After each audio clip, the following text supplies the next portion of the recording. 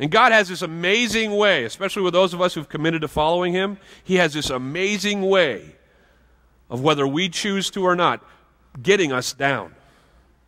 He will humiliate us. Not in a way that, like negatively where you think, but He'll lower us in our perception of ourselves so that He can get us to the point where we can be used by Him again.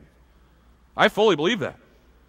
That's why trials to me aren't necessarily bad things. A lot of times they're exactly what we need to get to a point to where we can be used by God again, because we got self-sufficient somewhere along the line, and He's got to show us, hey, I'm the provider. I'm Jehovah Jireh. I'm the one who gives you everything, and I need you to get back to relying on me again. He humbles us, because humility is a huge part. It is the central part. It's the beginning of us being able to be like Him in our hearts. We can't have ourselves on our thrones. He has to assume that spot.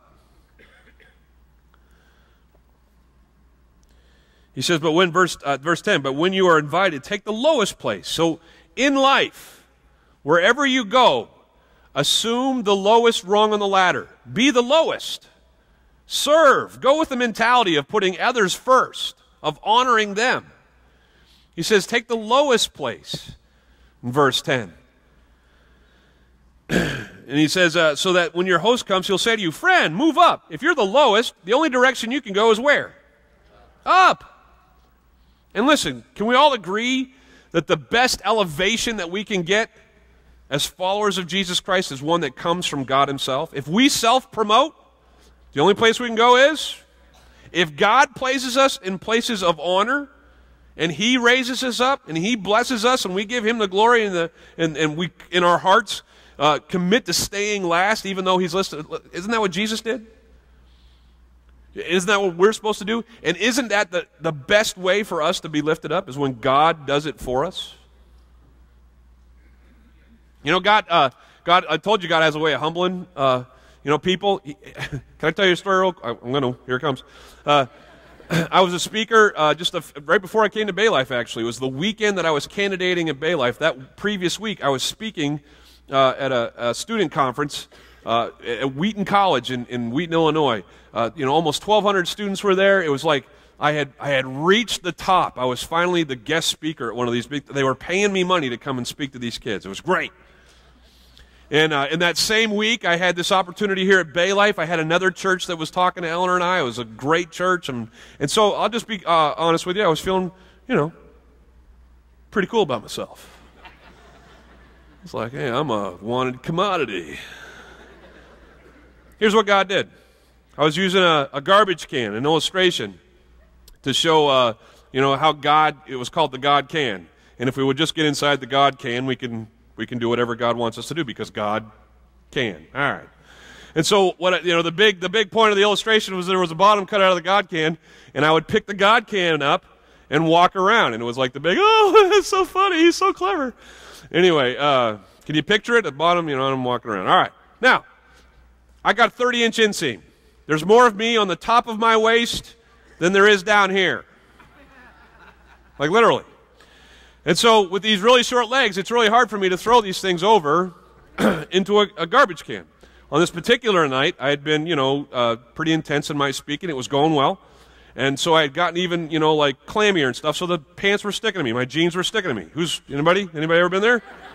You know exactly what I'm talking about. So there was no way I was going to be able to throw my leg over this thing. Well, as, my intelligence goes, I said, well, I'll just, for the sake of the illustration, to be able to keep going, I'll pick the can up and I'll slide it down over my body. Now listen, I'm a big guy, but I could fit. I had tried it earlier in case that was what I had to do. And so I had slid the can down, but I forgot about this little thing right here. It's called a battery pack that goes on a microphone, and the edge of the can got stuck between my belt and the battery pack. Now, here I am with this garbage can covering the entire upper half of my body. It was tall enough that my hands, and just think about it, it was handcuffs. I couldn't lower my elbows, and I couldn't really lift it up any higher because my hands were just barely touching over the top of this thing. So I'm inside this garbage can in the middle of this very serious point, talking to 1,200 students, sounding like Darth Vader. Remember, God loves you. And I can't get out of this can. I'm trying to sell this thing as long as I can, but it's no longer working. The front row starts laughing because they're the ones who clue in first, and it just goes back like a wave. People just falling out, figuring out that I am really stuck. Finally, I just say, yes, I am. I'm very stuck right now. I look like a dog who just had one of those operations. You know what I'm talking about?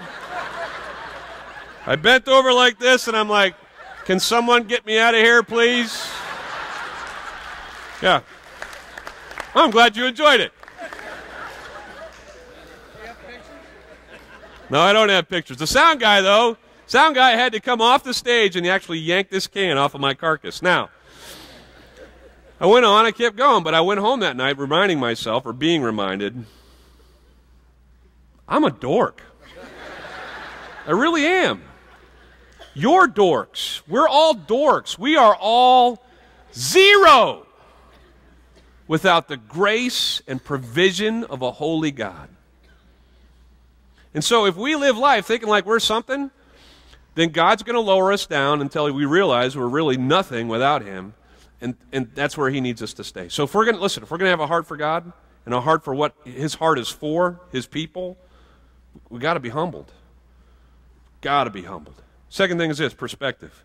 Jesus goes on and He tells this story. He says, hey, Jesus turned to His host, it says there in verse 12. He says, hey, when you give a luncheon or a dinner, don't invite your friends or your brothers or your relatives or your rich neighbors. If you do, they may invite you back, so you will be repaid.